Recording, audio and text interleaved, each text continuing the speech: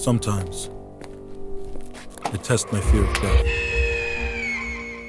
I let go of the wheel of rational thinking, play treason with my reason in a game of chicken on a high-speed highway head-on collision. I press hard on the gas, flooring, just to go fast and break loose from the norm. No ringing of alarms, no sound off from the horn. The raving dance hall in my mind will leave me all on the road, killed before morn. I crash through a glass roof, leaving life's dreams flesh and bone torn. It's a daredevil stunt many would scorn, and I practice this often, laughing in the same ditch of dirt that may one day cradle my coffin. Because I dare chase debates with the devil, racing for the truth behind my existence. Am I free from his lick, or am I a slave to his whip? Do I regret being born, or am I sworn to live amongst the thorns of pricks? So when this worldly rose bush of ugly lightly touches me, it smothers me, but not close enough to read into my history, to look into my book of faces, to poke me, not harsh enough to fright me, yet slight enough to spite me. I might be descending into the pits of hell to die nightly, suspended by a bungee cord, sitting, gripping the wheel as I feel the heat of steel in the leather lap of my passenger seat, imprisoned in my streetcar named Delilah, locked in with the keys to my heart, lost in the trunk of my emotional baggage. My heart is a muscle car beating like a ticking time bomb, about to explode by guilt's napalm. The cord inherits the name suicide, and reeling me down slowly is my conscience, an ice cold fisherman. And ironically, I don't die. My bad habits just multiply, only when I'm bored.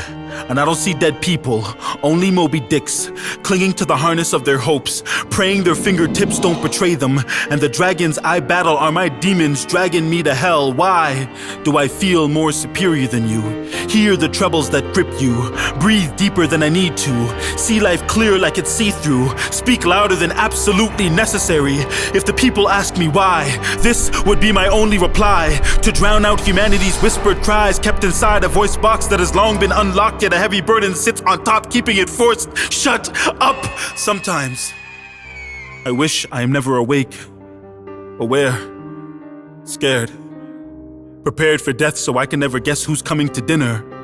Because the devil wears nothing except when it arrives to dine in your mind, ready to sanctify your union, donning a dark wedding dress, shredded, embroidered with shards of glass that reflects like a two-way mirror, so that you can barely recognize the self, much less detect the voice in your head whom you've always been suspect. But when the devil finally owns the lease on your love that you leave on your sleeve for it to feast in the eve, it wears nothing, nada, not even Prada, bears all until the hungry image of its nudity is profound, like sunlight that pours down from the epiphany of naked truth. So be careful to whom you extend your hand, before the devil becomes your eternal landlord. Because the greatest trick it ever pulled was not to convince us that evil doesn't exist, but to remind us of its sole purpose, to make your priceless soul worthless, and convert your choices into faint voices of futile desires, setting your deserted heart on fire, until the only signs of life that remains after the blaze are those whispered cries, begging to be free.